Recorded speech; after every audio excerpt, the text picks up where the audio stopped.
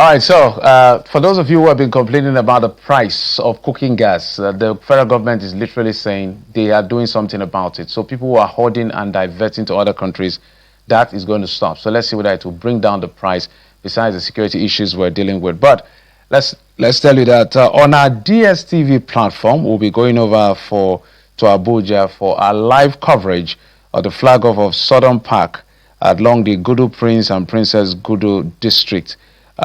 That's part of the project commissioning project inauguration series by the Federal Capital Territory under the leadership of Nyesom Wike, the Minister of the FCT. But that is just on our DSTV platform. On all other platforms, the program continues. So let me bring you my guest. He's the governorship candidate in the last election that took place in Ekiti State. On Saturday, he vied for that election on the platform of the People's Democratic Party, and he's here with us to give us his own excerpts or impression of that exercise. Wole Oluyede is governorship candidate under the platform of the People's Democratic Party in the last election. Mr. Oluyede, thank you so much for coming on the program. Oh, thank you for having me. Yeah.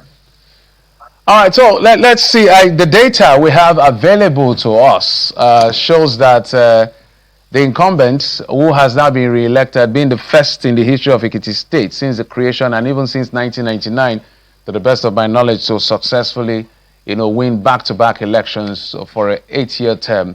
That's Biodun Yebanji, the governor of the state. He scored over 300,000, I think 319 or so. But you came a distant second. 40,000 votes for you and the People's Democratic Party. Do you agree with that result?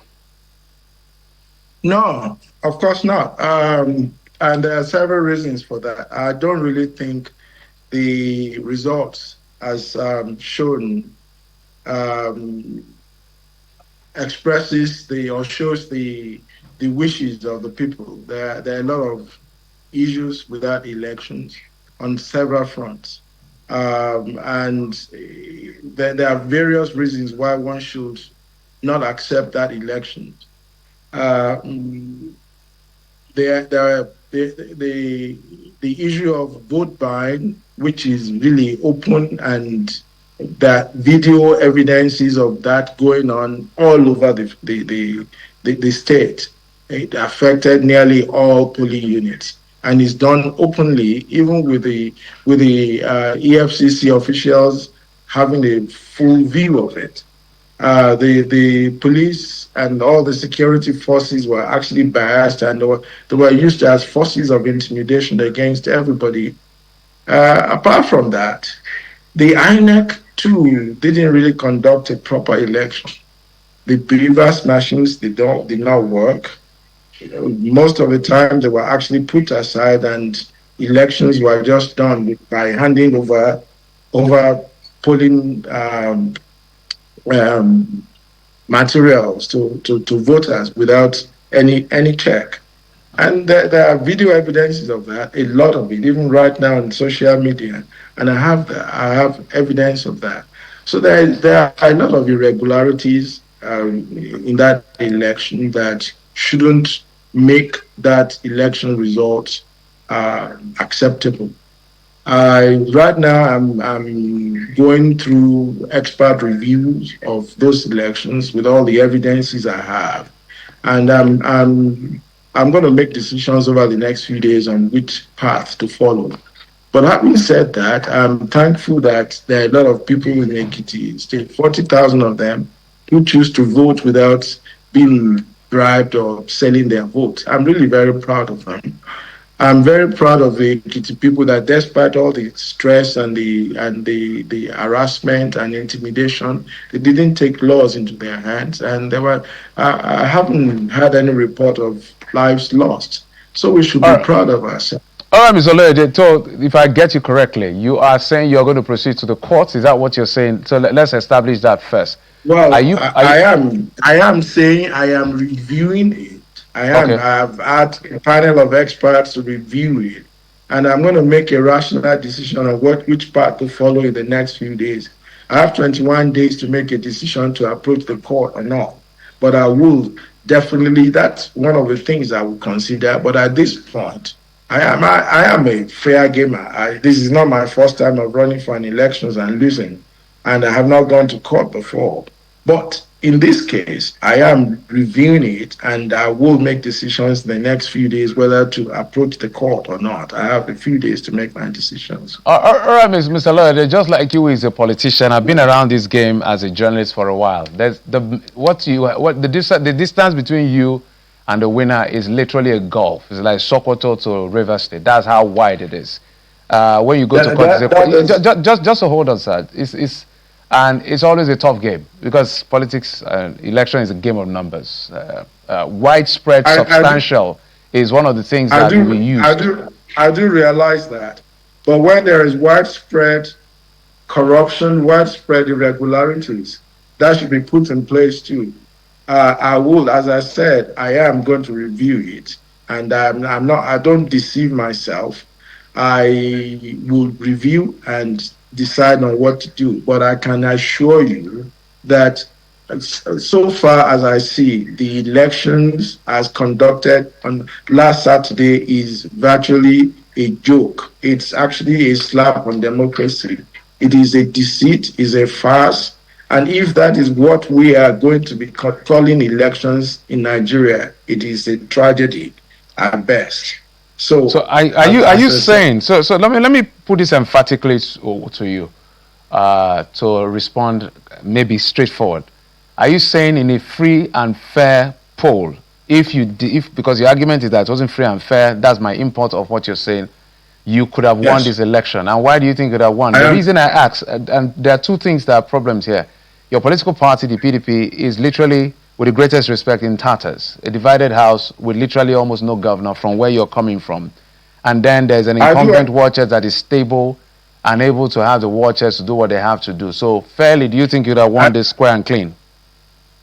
Yeah, and that's part of the corruption I'm talking about. If I'm a solo politician that can shake the incumbent to allow 12 to warrant 12 governors to be on board, the Senate president, the whole of the Nigerian police force, and the INEC officials all against me, I should be proud of myself and be proud of the PDP that stood their ground to say, look, elections must be conducted and it should be fair and square. So the election wasn't fair and square. It doesn't appear like it is a fair elections. If we have, what are those 12 governors? What are they doing here? What do they are not going to vote. The only reason why they might be here is to induce the elections one way or the other. That doesn't sound like fairness to me. And the issue that my party might have problems, so to say, does not really affect the wishes of the people. The wishes of the people is what matters there. And the people's wishes were suppressed, were were denied them by unfair uh, procedures by the INEC, who didn't make sure that the elections went the way it's supposed to go under the electoral laws.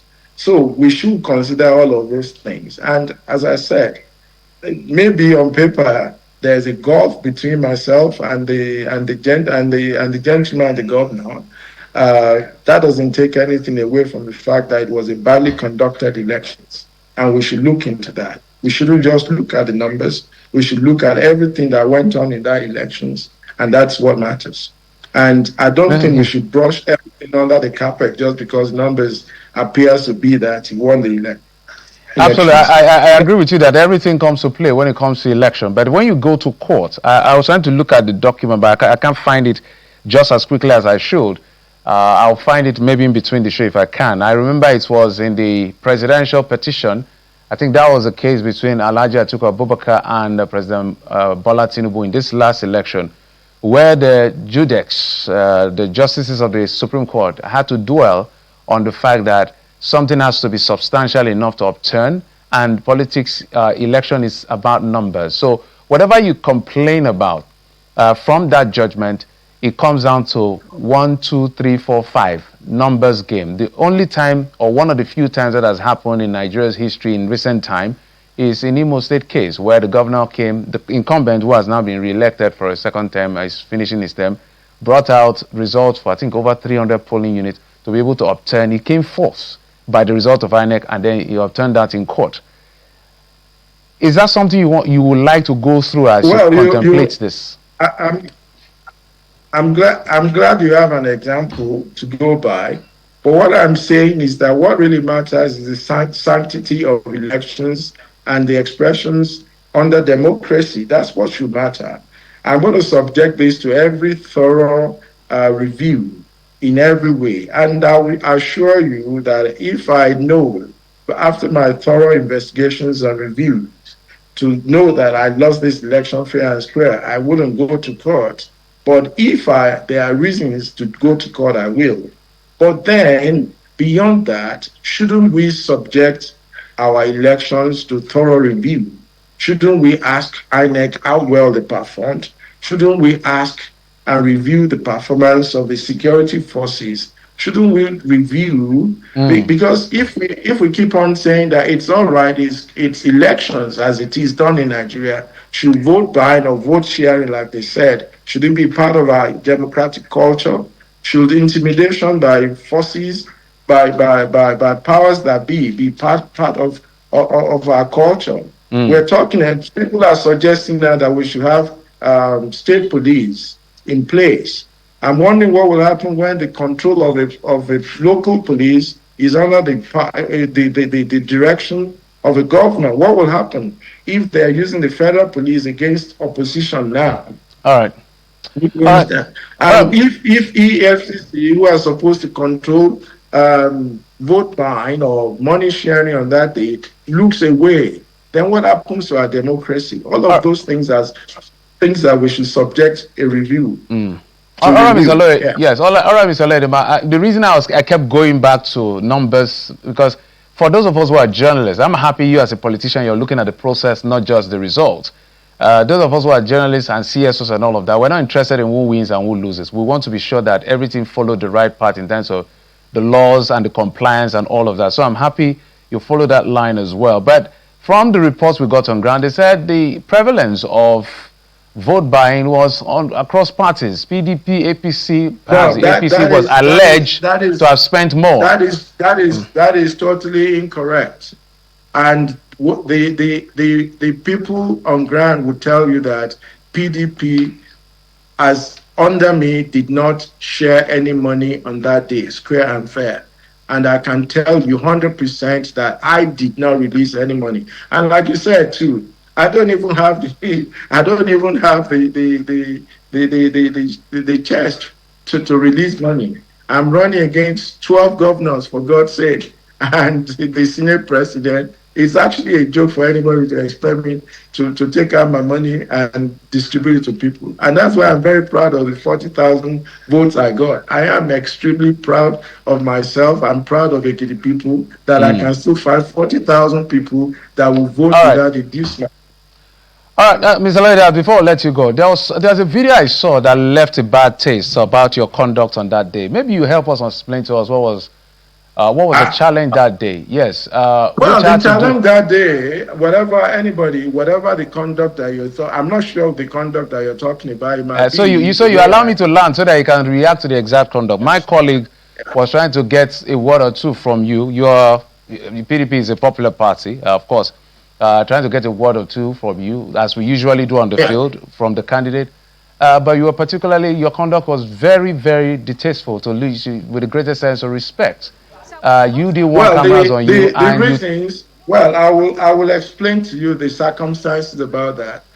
The deputy governor designate of APC, our polling unit was actually adjacent to mine, and I had to drive through there to get to mine. There was no single journalist on site. The only thing on site that day was there were about 1,000 policemen and security agents that were intimidating people openly.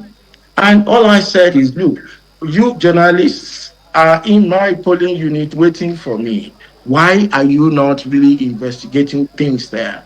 That is what led to that. And I told them, look, And so, if anybody is trying to put me on the spot to that, I did discuss with them to say, look, you should actually be viewing and showing the other side of these things that you didn't show. So if there was any problem on that day, is the conduct of Mr. Lawyer, the that is your perception. You felt nobody was doing their work. You don't know whether we had no, spy cameras. I knew there was nobody my there. colleague I did ask questions. My colleague said some of your claims were not correct, and as a matter of fact, that did not give you a right to. My claims were. Just hold on, sir. Just hold on, sir. That did not give you a right to, try to assault the person with the phone. They're just doing their job. I didn't assault anybody. That is not really true. Why would I want to assault? Actually, that is actually unfair of you to say I assaulted anybody. Okay, just hold on. So let's play that video. Let's play that so that it doesn't look I'm alleging. So let's play that video so you get to see. You get to watch and listen. So would also. I'm not talking to you. No, not you're actually pestering me. Sorry. You understand? My apologies. My apologies. Pestering me. My apologies, sir. I've told you I don't want to talk to you. To talk to you, you say you don't want to talk to you. You don't want to talk to her. She even apologized out of courtesy. Sorry, sir. She's doing her job. And then I don't want to talk. Then next thing you push the phone. So no, if I said I don't want to talk to anybody, I think it's within my right to say I do not want to talk to you. And then if she keeps on pushing a phone to my face, isn't that assault? You are, Mr. Oluyede, you are a politician who wanted to be governor. I am a politician, but that doesn't take away my rights. This was an election. No, no. It doesn't matter. It is so you don't. Are you saying you don't regret your action? No. Put it on record. Not at all.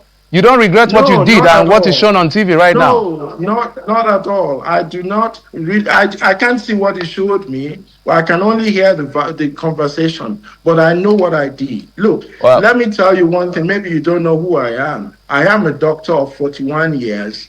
I have done things over and over. I'm sure I am an accomplished human being. If somebody is telling me, if you approach me and I said, I do not want to talk to you, there are a lot of things going on behind the scene there that is not being reported. Did they report the fact that votes are being bought that I saw? Yes, it was reported. Yes. You should have simply, you're a public, no, Mr. Lloyd, you're not getting the picture. This doesn't look good. You don't. I do get the picture. You do not get the picture. You are a man who wants to be a governor of a state. There's a level of temperament control, even if you're not comfortable with it. This is an election. Somebody is on you, covering your own part of the election, so that we can report everybody. And if I said, look, you are actually showing a glimpse of what is. We are cutting a cake and saying, look, this is what you see.